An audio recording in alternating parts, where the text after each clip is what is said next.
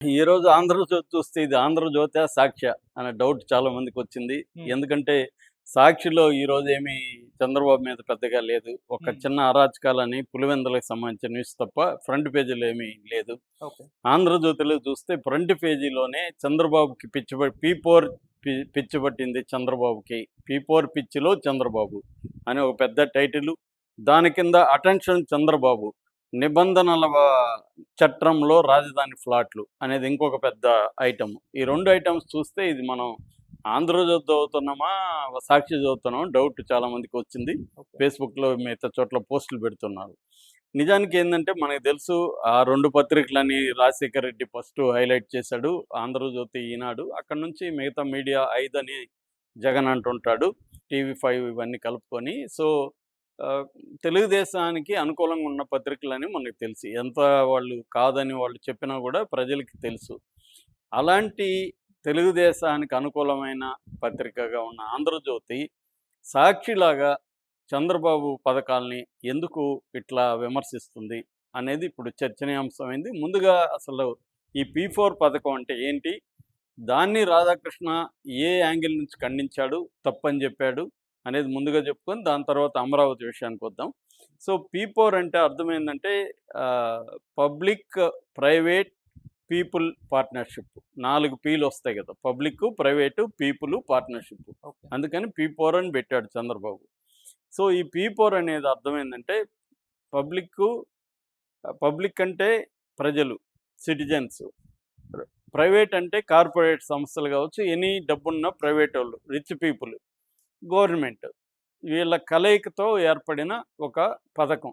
అది అర్థమైందంటే సింపుల్‌గా కింద బాటంలో 20% పేదల్ని, రిచ్‌గా ఉండే ఒక 20% 10% రిచ్చి సేవ్ జేయాలి. పేదరికాన్ని నుంచి బయటపడాలి. హెల్ప్ చేయాలి. హ్మ్. ఈ హెల్పు చేయాలంటే ఎలాగా చేయాలంటే ముందుగా ఈ ఈ పావర్టీలో ఉండే ఫ్యామిలీస్‌ని ఐడెంటిఫై జేయాలి. దీనికి బంగారు కుటుంబం అని పేరు పెట్టాడు. పేద కుటుంబం అంటే వాళ్ళు హర్ట్ అవుతారని బంగారు కుటుంబం అని పేరు పెట్టాడు చంద్రబాబు. హ్మ్. సో, ఈ గోల్డెన్ ఫ్యామిలీ. సో, ఈ బంగారు కుటుంబాల్ని ముందు ఐడెంటిఫై చేయాలి. ఈ ఐడెంటిఫై చేయడానికి కొన్ని మెథడ్స్ ఉన్నాయి. అది డేటా అనలిటిక్సు, గవర్నమెంట్‌లో ఉండే డేటాబేసు, సర్వేలు, గ్రామ సభలు వీటి ద్వారా ఎవరి మండలంలో, ఎవరి పంచాయతీలో బంగారు కుటుంబాలని ఐడెంటిఫై చేయాలి. ఆ తర్వాత రోల్ ఆఫ్ మెంటర్స్ అని పేరు పెట్టారు. వీరికి తెలుగులో మార్గదర్శులు అని పేరు పెట్టారు. ఓకే. అంటే బంగారు కుటుంబానికి మార్గదర్శుల్ని సెట్ చేయాలి, కలపాలి. అంటే నా దగ్గర 10,00,00,000 ఉంది. నేను ఒక 10 కుటుంబాలను, 20 కుటుంబాలను దత్తతకు తీసుకుంటా. దత్తతకు తీసుకొని ఆ కుటుంబాల బాగోగులు నేను చూసుకుంటా. అలాగా మార్గదర్శులను సెలెక్ట్ చేసి, పేదలను సెలెక్ట్ చేసి వాళ్ళకి టై అప్ చేసే ఫెసిలిటేట్ పని గవర్నమెంట్ చేస్తుంది. హ్మ్. సో, గవర్నమెంట్ ఏం చేస్తుంది? ముందుగా బంగారు కుటుంబాలని ఆహ్, ఐడెంటిఫై చేస్తుంది. మార్గదర్శులను కూడా ఐడెంటిఫై చేస్తుంది. లేకపోతే ఎవరైనా కూడా మార్గదర్శులు రావచ్చు.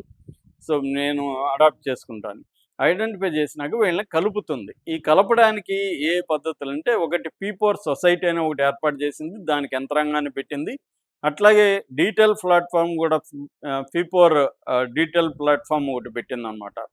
సో, దీని ద్వారా రియల్ టైమ్‌లో వీళ్ళని కలుపుతుంది. వీళ్ళేం చేస్తారు అడాప్ట్ చేసుకోనంటే వాళ్ళకి ఫైనాన్షియల్‌గా ఏమైనా హెల్ప్ చేస్తారు. అట్లాగే మెంటార్‌షిప్ అంటారు. గైడ్ చేస్తారు. వాళ్ళిప్పుడు ఎవరో చదువుకోవాలి. వాళ్ళకి గైడెన్స్ ఇస్తారు. వాళ్ళకేమన్నా ఎడ్యుకేషనల్ ఫీజు కావాలన్నా, లేకపోతే కాలేజీ పలానా దాంట్లో సీటు కావాలనుకున్నా వీళ్ళు హెల్ప్ చేసి సీట్ ఇప్పిస్తారు. ప్రొఫెషనల్ వాళ్ళకేమన్నా పంటలున్నా అట్లాంటి గైడెన్స్ ఇస్తారు. దానికి కావాల్సిన టెక్నాలజీ గానీ మిగతావి అందిస్తారు. లేదా ఏదైనా వృత్తులుంటే దానికి సంబంధించిన ట్ర ట్రైనింగ్ కావాలంటే ట్రైనింగ్ ఇస్తారు. హెల్త్ పరంగా వాళ్ళకేమన్నా ఇబ్బందులుంటే గైడ్ చేస్తారు. హెల్త్‌కి ఎటువంటి జాగ్రత్తలు తీసుకోవాలి, లేకపోతే ఎట్లా అని. ఓకే. వాళ్ళేమన్నా సొంత వ్యాపారం పెట్టుకుంటే దానికి సీడ్ క్యాపిటల్ గానీ అట్లాంటిది హెల్ప్ చేస్తారనమాట. ఇలాగా ఆ కుటుంబ యొక్క కంప్లీట్ బాగోగుల్ని ఒక మార్గదర్శి ఒక 200 కుటుంబాల్ని అడాప్ట్ చేసుకుంటే, ఈ 200 కుటుంబాల బాగోగులు ఇప్పుడు నేను చెప్పిన అన్ని రకాలుగా వీళ్ళు చేయాలి. ఇది టార్గెట్ వచ్చి షార్ట్ టార్గెట్, లాంగ్ టార్గెట్ అని 2 పెట్టుకున్నారు. షార్ట్ టార్గెట్ వచ్చి 2029 ఎన్నికలు వస్తున్నాయి కాబట్టి అప్పటికి నేను ఇన్ని కుటుంబాలు చేశాను, మళ్ళీ వస్తే నేను ఇన్ని కుటుంబాలు చేస్తానని ప్రజల్లోకి తీసుకెళ్ళడానికి అనుకూలంగా చంద్రబాబు డెడ్‌లైన్ పెట్టుకున్నాడు. రెండో డెడ్‌లైను స్వర్ణాంధ్ర 2047 అప్పట్లో విజన్ 2020 లాగా ఇప్పుడు ఆయన 2047 స్కీమ్ ఒకటి తెచ్చాడు. దాంట్లో వేశారనమాట. ఇప్పుడు 20-30 లక్షల మంది బంగారు కుటుంబాల్ని ముందుగా ప్లాన్ చేయాలని, ఆగస్ట్ 15th కంటే కనీసం 15 లాక్స్ చేయాలని, ఆగస్టు 19th నుంచి యాక్చువల్‌గా ఇది స్టార్ట్ అవుతుంది. స్టార్ట్ అయిందేమో మార్చి 30th ఉగాదిన ఈ పథకం స్టార్ట్ చేశారు. చంద్రబాబు కూడా 250 ఫ్యామిలీని కుప్పంలో అడాప్ట్ చేసుకున్నాడు. ఇది యాక్చువల్‌గా స్టార్ట్ అయ్యేదొచ్చి ఆగస్టు 19th నుంచి స్టార్ట్ అవుతుంది. ఇప్పుడు కమింగ్ ఈరోజు 10th కదా! 19th నుంచి స్టార్ట్ 9 రోజుల్లో స్టార్ట్ అవుతుంది. సో, ఇది మామూలుగా దీనికి ఇన్‌ఫ్లుయెన్స్ ఏందంటే బిల్ గేట్సు, తర్వాత వారన్ బఫే ఒకప్పుడు రిచెస్ట్ మ్యాను. ఆయనకిప్పుడు 94, 95. సో, ఆయన వీళ్ళ ఇన్‌ఫ్లుయెన్సులు వాళ్ళు అక్కడ అమెరికాలో చేస్తున్న పద్ధతి. అట్లాగే అంబేద్కరు ఇన్‌ఫ్లుయెన్స్ కూడా ఉందని చంద్రబాబు చెప్పుకున్నాడు. ఏదేమైనా ఇది వినడానికైతే బానే ఉంది. ఎందుకంటే డబ్బు చాలామంది చేతిలో ఉంది. చాలామంది పేదలుగా ఉన్నారు. సో, ఈ డబ్బున్నోళ్ళని ఆ పేదలకు కొంత హెల్ప్ చేయండి మీరని గాని కలపగలిగితే పేదరికం అనేది తగ్గుతుంది.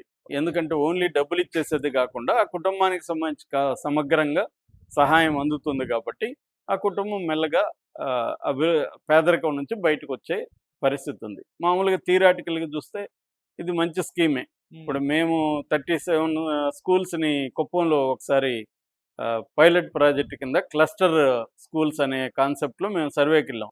మాకప్పుడు అదే అనిపించింది. చాలామంది ఇక్కడ డబ్బులున్నోళ్ళు, కొంతమంది స్కూల్ హెడ్ మాస్టర్లు డబ్బులున్నోళ్ళ వాళ్ళ దగ్గర ఫండ్ తీసుకొని మంచి కంప్యూటర్లు, మంచి వసతులు కల్పించారు. మిగతా వాళ్ళు కల్పించలేదు. ఒకరిద్దరు కల్పించారు. ఇలాగ అందరూ చేస్తే బానే ఉంటది కదా! అనిపించింది మాకు గూడా.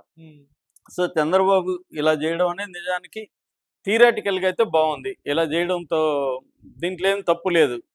అందుకనే వైసీపీ వాళ్ళు కూడా దీన్ని గట్టిగా వ్యతిరేకించట్లేదు. జనంలో ఏమన్నా వ్యతిరేకత వస్తుంది. ఎందుకంటే జనానికి మేలు చేసే పథకమే కదా చంద్రబాబు చేస్తున్నాడు అనేది.